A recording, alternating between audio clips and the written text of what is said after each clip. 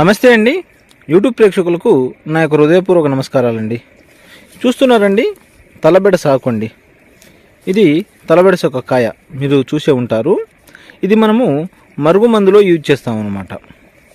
ఇది మరుగుమందుని ఎందుకు యూజ్ చేస్తామంటే భార్యాభర్తల మధ్య ఉన్న సమస్యలకు, ప్రేమికుల మధ్య ఉన్న సమస్యలకు, అలానే కొంతమంది అత్తామామలతో ఉన్న సమస్యలకు, మరి కొందరికి పిల్లలతో ఉన్న సమస్యలకు ఇది పెట్టుకోవాల్సి వస్తుంది.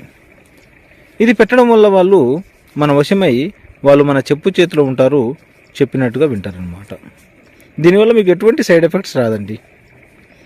ఇది మీరు తినే వాటిలో, తాగే వాటిలో పెట్టుకోవచ్చు. అది చికెన్లో కావచ్చు, మటన్లో కావచ్చు, కర్రీస్లో కావచ్చు, కూల్ డ్రింక్లో కావచ్చు, జ్యూస్లో కావచ్చు, స్వీట్లో కావచ్చు, ఇలాంటి తినే తాగే వాటిలో దేంట్లో అయినా పెట్టుకోవచ్చు. ఇది పెట్టుకుని వారికి తలకు, బట్టలకు, చెప్పులకు, ఒంటికి రాసే మరుగుమందు కూడా మన దగ్గర దొరుకుతుందండి. మరి కొందరికి ఇది పెట్టి ఉన్న వాళ్ళకి విరుగుడు కూడా ఇస్తామన్నమాట. కడుపుకు పెట్టి ఉన్నా సరే, తలకు, బట్టలకు, చెప్పులకు, ఒంటికి రాసి ఉన్నా సరే, ఈ రెండిట్లో ఒక్క ప్రయత్నం చేసినా సరే వాళ్ళు కేవలం మనకు 24 గంటల్లో మన వశమయ్యి వాళ్ళు మన చెప్పు చేతిలో ఉంటారు, చెప్పినట్టుగా వింటారనమాట.